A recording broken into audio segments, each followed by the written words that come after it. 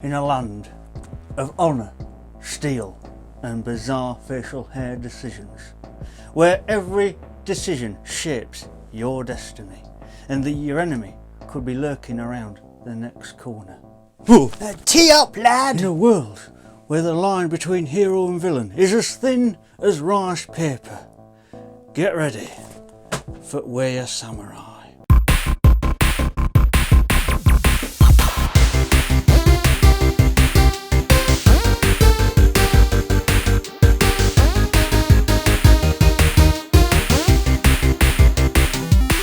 Welcome Ladles and Jelly Spoons to Kai Matthew's YouTube channel, coming at you live via videotape from the Orbital Broadcast Bunker, Britain's first and only airborne subterranean studio. This week we're having a gander at Way of Samurai, an action-adventure game developed by Acquire and published by Capcom for Sony's PlayStation 2. Now, it was originally released in Japan in 2002 and then later in North America and Europe. The game is set in the late 19th century in a fictional Japanese village called Waketsu.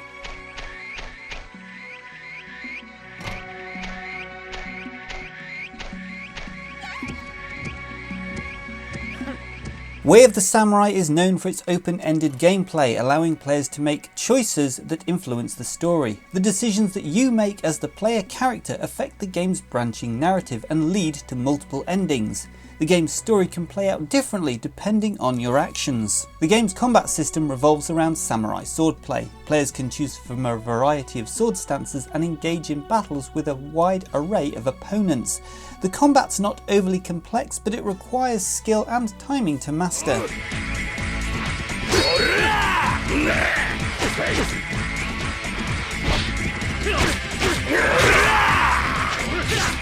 The game has a variety of different endings that depend on the choices the player makes. These endings can range from becoming a hero to a villain to many shades in between. This encourages replayability to explore the different storylines. Now, did you know that Way of the Samurai only exists because Acquire wanted to make more Tenchu games after the success of Tenchu 1 and 2, but Activision wouldn't let them. What's interesting is that the success of Way of the Samurai led to it getting its own spin-off called Samurai Western. That was published by Atlas, don't you know? Unless you live here in good old Blighty, they were published by 505 Game Street. The game has a time limit of 5 in-game days, adding a sense of urgency to the decision-making process. The choices you make must be made within this time frame.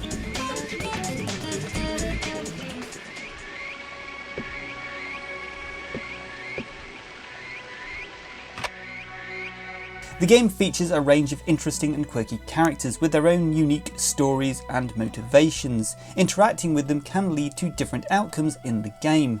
You can also collect and forge weapons in the game, adding depth to the gameplay. Way of the Samurai was praised for its unique art style and atmospheric representation of the late 19th century Japanese setting. The game's visuals and sound design contributed to the overall appeal of the game as well. Have you ever played Way of the Samurai? What were your thoughts on it? Please do let us know in the comments down below. And whilst you're there, please do check out our other social media platforms. And if you're not already, subscribe to the channel for more retro video game musings each and hopefully going forward every week.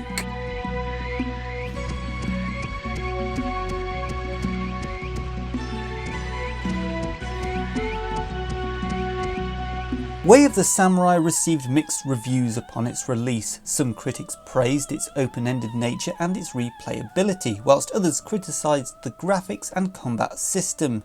It's developed a cult following for its unique approach to storytelling and choice-driven gameplay. The game spawned several spin-offs and sequels, further exploring the samurai genre in the gaming world. Right, well, thanks for stopping by, and I hope this video has made you a little bit more aware of this retro gaming gem. I'll leave you with this. Why did the samurai bring a ladder to the battlefield? Well, he just wanted to go to great lengths to win. Cheerio! See you next week.